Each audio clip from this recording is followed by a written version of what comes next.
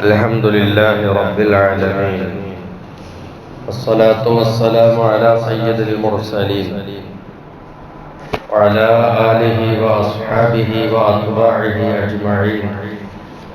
أما بعد، فأعوذ بالله من الشيطان الرجيم.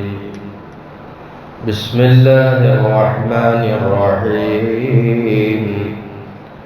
واعبدوا الله ولا تشركوا به شيئا وبالوالدين إحسانا وبذي القربى والجار الجنب والصاحب بالجنب وابن السبيل وما ملكت أيمانكم إن الله لا يحب من كان مختالا فخورا. صدق الله العظيم.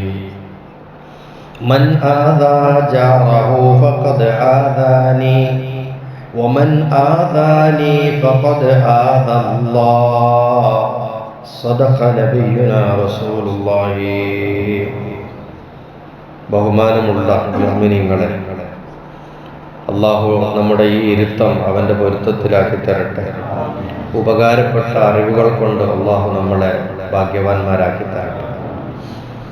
അബ്ദുല്ലാഹിൽ ഹദ്ദാദ് തങ്ങൾ നൽകുന്ന ഉപദേശങ്ങളുടെ കൂട്ടത്തിൽ വളരെ ശ്രദ്ധേയമായൊരു കാര്യവും പരിശുദ്ധ ഖുർആനും തിരുസുന്നത്തും വളരെയേറെ പ്രാമുഖ്യം നൽകി, പ്രാധാന്യം നൽകി, വളരെ കൂടുതൽ വിവരിക്കുകയും ചെയ്തിട്ടുള്ള ഒരു വിഷയമാണ് കുടുംബവുമായി. പല കുടുംബങ്ങൾ അടുത്തടുത്തായി ജീവിക്കുമ്പോൾ, താമസിച്ചു വരുമ്പോൾ അവർ ശ്രദ്ധിക്കേണ്ട അയൽപക്ക ബന്ധം എന്ന് പറയുന്നത്. അയൽപക്ക ബന്ധം ചെറുതല്ല എന്ന ആശയമാണ്, എന്നൊരു സന്ദേശമാണ് അബ്ദുല്ലാഹിൽ ഹദ്ദാദ് തങ്ങളും ഖുർആനും ഹദീസും വിവരിച്ചുകൊണ്ട് പറയുന്നത്. ഓരോ മുസ്ലിമും വളരെ ഗൗരവത്തിലെടുക്കേണ്ട ഒരു വിഷയമാണ്, ഒരു ഹക്കാണ്, അവരുടെ ഒരു ബാധ്യതയാണ് അയൽപക്ക ബന്ധം എന്ന് പറയുന്നതും അയൽപക്ക ബാധ്യത എന്നുള്ളതും.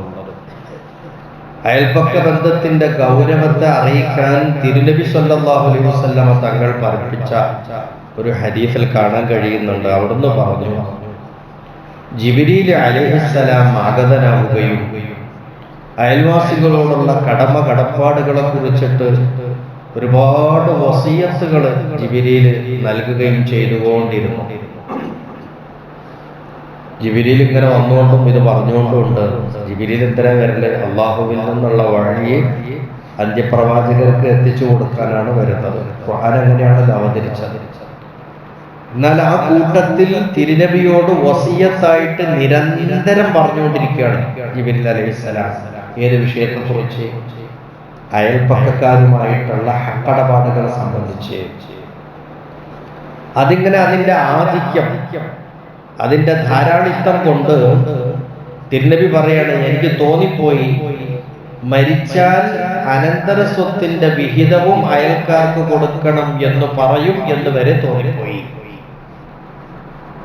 അനന്തര സ്വത്ത് ആർക്കാ കൊടുക്കല്? തൻ്റെ കുടുംബക്കാരിൽ നിന്ന്, രക്തബന്ധുക്കളായ ആളുകളിൽ നിന്ന് അടുത്ത് നിൽക്കുന്ന ആളുകൾക്കാണ് അനന്തര സ്വത്ത് കൊടുക്കാറുള്ളത്. എന്നാൽ ഈ അനന്തര സ്വത്ത് കുടുംബത്തിൽ നിന്ന്, രക്തബന്ധുക്കളിൽ നിന്ന് അടുത്തവർക്ക് കൊടുക്കുന്ന അതേ അളവിൽ, അതേപോലെ പരിഗണിച്ചിട്ട് അയൽപക്കക്കാരന് കൊടുക്കണം എന്ന് നിയമം പറയും എന്ന് വരെ എനിക്ക് തോന്നിപ്പോയി. അത്രയും കൂടുതൽ കടുപ്പത്തിലാണ്, ശക്തിയിലാണ് അയൽക്കാരോടുള്ള ബന്ധത്തെക്കുറിച്ച് ജിബ്രീൽ അലൈഹിസ്സലാം പറഞ്ഞുകൊണ്ടേയിരുന്നത്. ഇത് മതി അയൽവാസികളോടുള്ള കടപ്പാടിന്റെ വലുപ്പവും വണ്ണവും ഒക്കെ മനസ്സിലാക്കാൻ. അത്രത്തോളം വലിയ കടപ്പാടുണ്ട്.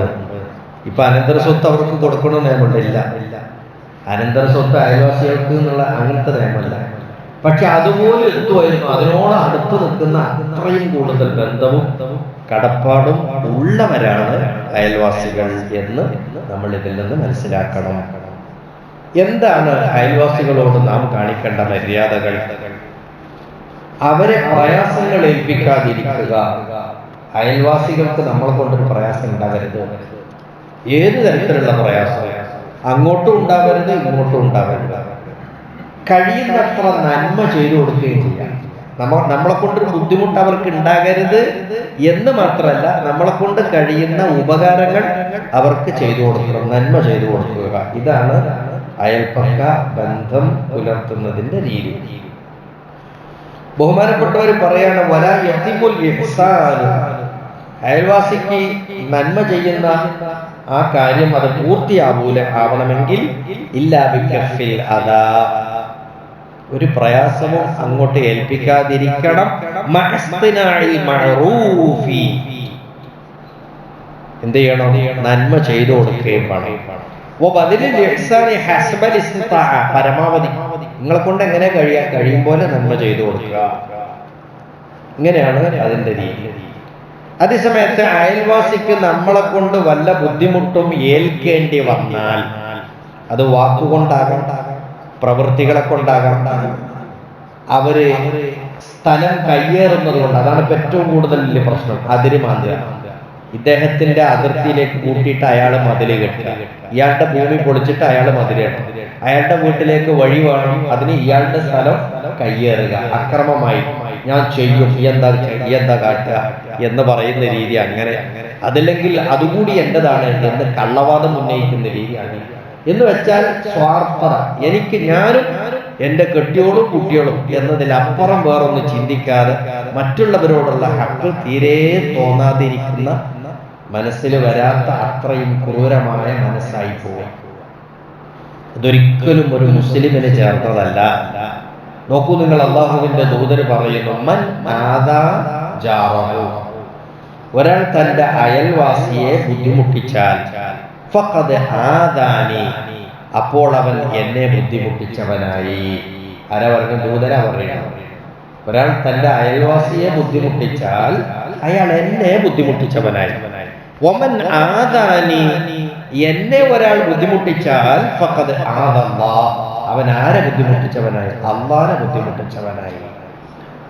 അപ്പൊ ഒരു വ്യക്തി, ഒരു കുടുംബം അയൽവാസികളെ ബുദ്ധിമുട്ടിച്ചാൽ ശരിക്കും ആ ബുദ്ധിമുട്ടിക്കൽ ആർക്കാ പോകുന്നത്? അള്ളാഹുവിലേക്കാണ് ചെന്ന് തട്ടുന്നത്. എന്ന് പറഞ്ഞാൽ അള്ളാഹിനോട് നമ്മൾ മോശമായി പെരുമാറുന്ന, അള്ളാഹിനോട് നമ്മൾ എന്തെങ്കിലും അള്ളാഹ്ക്ക് പൊരുത്തപ്പെടാത്തത്, അള്ളാഹിന്റെ കോപത്തിന് ഇരയാകുന്ന വല്ല പ്രവൃത്തിയും ചെയ്യുന്നത് പോലെ അത് കറക്റ്റ്. അതാണ് ഈ അയൽവാസികളോട് നമ്മൾ ചെയ്യുന്ന വേണ്ടാത്തീരങ്ങൾ, അവരോട് കാണിക്കുന്ന അക്രമങ്ങൾ. അത്ര കടുപ്പാണ് അയൽവാസികളുടെ കാര്യം. 3 തരത്തിലാണ് അയൽവാസികളുള്ളത്. 3 തരക്കാർ. ചില അയൽവാസികളോട് 3 തരത്തിൽ ഹക്ക് വീട്ടേണ്ടതുണ്ട്. വേറെ ഒരു തരത്തിലുള്ള അയൽവാസികളുണ്ട്, അവരോട് 2 തരത്തിലുള്ള ഹക്കുകൾ വീട്ടേണ്ടതുണ്ട്.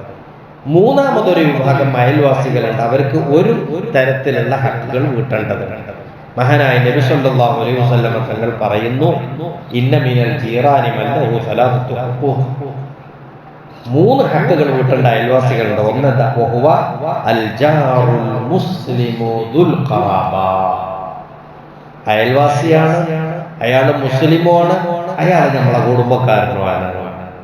അപ്പൊ കുടുംബം, മുസ്ലിം, അയൽവാസി, ഈ 3 ഗുണങ്ങൾ മേടിച്ച അയൽവാസികൾ ഉണ്ടാകും.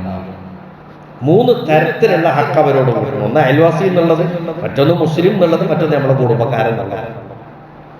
ഒമിൻഹും മല്ലഹു ഹഖാൻ, ഒരു കൂട്ടരുണ്ട് അയൽവാസികൾ 2 തരം ഹക്ക് വീട്ടേണ്ടവരുണ്ട്. വഹുവൽ ജാറുൽ മുസ്ലിം, അവരാരാ? അയൽവാസിയാണോ മുസ്ലിമാണോ, കുടുംബമൊന്നുമല്ല, അങ്ങനത്തെ ആളുകൾ. അവർക്ക് 2 തരത്തിലുള്ള ഹക്ക് വീട്ടാണ്ട്, അയൽക്കാർ എന്നുള്ള നിലക്കുള്ള ഹക്കുണ്ട്, മുസ്ലിം എന്നുള്ള നിലക്കുള്ള ഹക്കും അവർക്ക് വീട്ടാനുണ്ട്. ഒമിൻഹും മല്ലഹു ഹഖുൻ വാഹിദ്, ചിലർ ഒരു ഹക്ക് മാത്രം വീട്ടേണ്ടതുണ്ട്. വഹുവൽ ജാറുൽ ദിമ്മി, അമുസ്ലിമായ അയൽവാസി, അവർക്കും ഹക്ക് കൊടുക്കാറുണ്ട്. പക്ഷെ അയൽവാസി എന്ന ഹക്ക്, അവർ മുസ്ലിം അല്ല, അവർ കുടുംബക്കാരുമല്ല.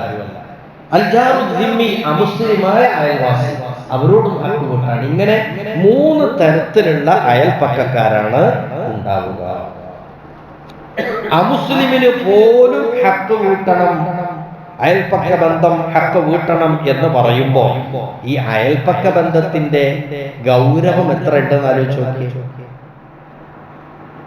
വിശ്വാസി അല്ലാത്തവർക്ക് പോലും ഒരു വിശ്വാസവും ഇല്ല, ഓരോ ഏതോ ഒരു ജാതിയാണ്, ആയിക്കോട്ടെ, നിന്റെ വീടിന്റെ അയൽപ്പക്കത്ത് താമസിക്കുന്നവനാണോ അവനെ മാനിക്കണം, അവനെ ബഹുമാനിക്കണം, അവന് ഹക്ക് കൊടുക്കണം എന്നുള്ളതാണ്. എങ്ങനെയാണ് അവരുടെ ഹക്ക് വീട്ടേണ്ടത് എന്നതിനെ കുറിച്ച് ഇമാം ഗസാലി റഹിമഹുള്ള ചില കാര്യങ്ങൾ എണ്ണി പറഞ്ഞിട്ടുണ്ട്. ഇന്നത് നോക്കാം. ഒരു ഉദാഹരണം പറയാം. ബഹുമാനപ്പെട്ടവർ ചോദിച്ചു, തദൂന ഹഖൽ ജാർ, അയൽക്കാരോടുള്ള കടപ്പാട് എന്താണെന്ന് അറിയോ? ഇനിസ്തഅന ബിക അഅൻതഹു, നിന്നോട് വല്ല സഹായവും തേടിയാൽ നീ അവനെ സഹായിച്ചു കൊടുക്കണം. വ ഇനിസ്തഖറബക അഖറതഹു, കടം വന്ന് ചോദിച്ചാൽ കടം കൊടുക്കണം. വ ഇനിസ്തഖറ ജുസ്ത അലൈഹി, അവന് വല്ല ഫഖീർത്തരവും പിടിപെട്ടാൽ നീ അവർക്ക് ധർമ്മം കൊടുക്കണം. വ ഇൻ മരിദ ഉത്തഹു, അവൻ രോഗിയായാൽ അവനെ സന്ദർശിക്കണം. വ ഇൻ മാത, അവൻ മരിച്ചാൽ തബിഅത ജനാസതഹു, അവന്റെ ജനാസയെ അനുഗമിക്കണം. വ ഇൻ അസാബഹു ഖൈറുൻ ഹന്നഅതഹു, ഓനിക്ക് വല്ല നന്മയും വന്നാൽ അവനെ ആശംസിക്കണം. ഓനിക്ക് വല്ല സന്തോഷം ഉണ്ടായാൽ ആ സന്തോഷത്തിൽ അവൻ എന്ത് ചെയ്യണം? ആശംസിക്കണം.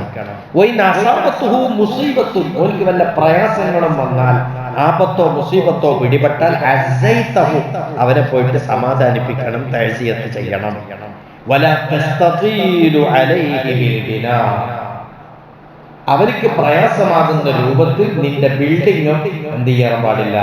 നീട്ടാനോ പൊന്തിക്കാനോ പാടില്ല. അങ്ങനെ നീട്ടും എന്ത് വരും?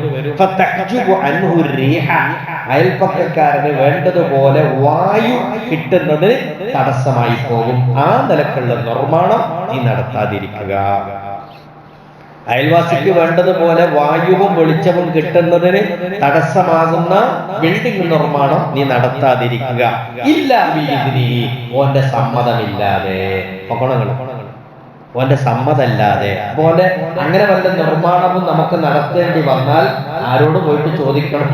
അവനോട് പോയിട്ട് ചോദിക്കണം, ഞാൻ ഇങ്ങനെ കുറച്ച് ഉയരത്തിൽ എന്റെ ബിൽഡിംഗ് എടുക്കാൻ പ്ലാൻ ഉണ്ട്, ഇപ്പോ നിങ്ങൾക്ക് എന്തെങ്കിലും പ്രയാസം ഉണ്ടെങ്കിൽ പറയണം എന്ന് പറഞ്ഞ് അത് അവരോട് ചോദിച്ചിട്ട് സമ്മതം എടുത്തിട്ട് എന്ത് ചെയ്യണം? നിർമ്മിക്കണം. ഇത്ര സുതാര്യാണ് പരിശുദ്ധ ഇസ്ലാമിന്റെ നിയമം. അപ്പൊ നമ്മളുടെ ബിൽഡിംഗ് കൊണ്ട് മറ്റൊരു ബുദ്ധിമുട്ടുണ്ടാകരുത് എന്നുള്ള പറയുന്നതിന്റെ അർത്ഥം. വല തുഅ്ദിഹി, ഒരു നിലക്കും അവനെ നീ പ്രയാസപ്പെടുത്താൻ പാടില്ല. ഇനി കേട്ടോളൂ, നീ വല്ല പഴവർഗ്ഗങ്ങളും വാങ്ങുകയാണെങ്കിൽ നിന്റെ അയൽക്കാരന് കൂടിയിട്ട് ഒരൽപ്പം അതിൽ നിന്ന് സമ്മാനമായി ഹദിയായി കൊടുക്കണം. നിനക്കത് ചെയ്യാൻ ബുദ്ധിമുട്ടുണ്ട്, ആകെ കുറച്ച് കാശേ ഉള്ളൂ, ഉള്ള കാശിന് നീ ഒരൽപ്പം ഫ്രൂട്ട്സ് വാങ്ങിയതാണ് എന്ന് കരുതുക എങ്കിൽ നിന്റെ വീട്ടിലേക്ക് അത് കൊണ്ടുപോകുന്നത് മറച്ചുകൊണ്ടാകണം. അത് പബ്ലിക്കാക്കി തുറന്ന് കാണിച്ചിട്ട് ആവരുത്. അതിനെ മറവോട് കൂടിയിട്ട് നിന്റെ വീട്ടിൽ രഹസ്യമായി സ്വകാര്യമായി നിന്റെ വീട്ടിലേക്ക് കൊണ്ടുപോകണം. പോരാ, വലാ യഖ്റുജ് ബിഹാ വലദുക, നീ വീട്ടിൽ കൊണ്ടുപോയി നിന്റെ കുഞ്ഞുങ്ങൾക്ക് ആ ഫ്രൂട്ട്സ് കൊടുത്താൽ ആ ഫ്രൂട്ട്സ് കയ്യിൽ പിടിച്ചിട്ട് നിന്റെ കുഞ്ഞുങ്ങൾ അയൽപ്പക്കത്തെ വീട്ടിലേക്ക് ഓടിപ്പോകുന്ന ഒരവസ്ഥ ഉണ്ടാവരുത്. അങ്ങനെ പോയാൽ എന്താ? അയൽപ്പക്കക്കാരന്റെ കുട്ടി നിന്റെ കുട്ടിയുമായിട്ട് ഈർഷ്യതയിലായി പോകും, കോപത്തിലായി. എന്ന് പറഞ്ഞാൽ ഈ കുട്ടി ആ കുട്ടിനെ കാണിച്ചിട്ട് ഇങ്ങനെ തിന്നാണെങ്കിൽ ആ കുട്ടിക്ക് പ്രയാസം ഉണ്ടാവും, ആ കുട്ടിക്ക് ഈ കുട്ടിയോട് ദേഷ്യം ഉണ്ടാവും, ഇവൻ പക ഉണ്ടാവും. കാരണം ഓൻ എനിക്ക് തരാതെ തിന്നു. കുട്ടിപ്രായമാണ്. ഈ കൊച്ചു കുട്ടികളുടെ മനസ്സിൽ വൈരാഗ്യം ഉണ്ടാകാൻ, തമ്മിൽ പകയുണ്ടാകാൻ അത് കാരണമാകും. അപ്പൊ എന്ത് വേണം? അവർക്ക് ഒന്നുകിൽ നിന്റെ കുഞ്ഞുങ്ങൾക്ക് ഇതിങ്ങനെ കൊടുത്തിട്ട് പോലെ അങ്ങോട്ട് പുറത്തേക്ക് വിടുകയാണെങ്കിൽ അവരപ്പുറത്തേക്ക് പോയിട്ട് ആ കുട്ടികളുമായിട്ട് കൂടി കളിക്കാൻ പോവുകയാണെങ്കിൽ ആ കുട്ടികൾക്കുള്ളത് കൂടി കൊടുത്തേക്കണം. അല്ലെങ്കിൽ നിന്റെ കുട്ടികൾക്ക് മാത്രം കൊടുത്തിട്ട് അയൽപക്കത്തേക്ക് വിടരുത്. കാരണം ആ കുട്ടികളെ കാണുമ്പോൾ അവർക്ക് പ്രയാസം ഉണ്ടാകും എന്ന് നീ മനസ്സിലാക്കണം.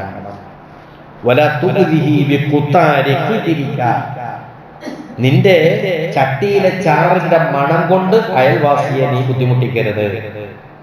നിന്റെ ചട്ടിയിൽ നല്ല മണമുള്ള ചാറുണ്ട്, ഈ ചാറിന്റെ മണം അങ്ങോട്ടൊക്കെ അടിച്ചു വീശുന്നുണ്ട്, കുഴപ്പമില്ല, അത് അവർക്ക് ബുദ്ധിമുട്ടാക്കരുത്. ഇല്ല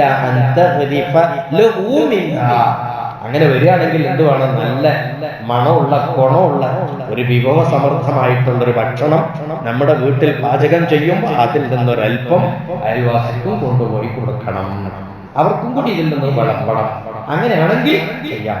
അല്ലെങ്കിൽ നിന്റെ ചട്ടിയുടെ മണം കൊണ്ട്, ചാറിന്റെ മണം കൊണ്ട് അയൽവാസിക്ക് ബുദ്ധിമുട്ടുണ്ടാകരുത്. അത്രമേൽ ബഹുമാനപ്പെട്ട ഇമാം ഗസ്സാലി റഹിമഹുല്ലാഹ് വിവരിച്ചിരിക്കുകയാണ്. ഇത് നമുക്കൊക്കെ പാഠമാകണം, നമ്മളൊക്കെ ശ്രദ്ധിക്കണം. അതിന് മാന്താൻ പോകരുത്, ഒരാളുടെ സ്ഥലവും നമ്മൾ കയ്യേറരുത്.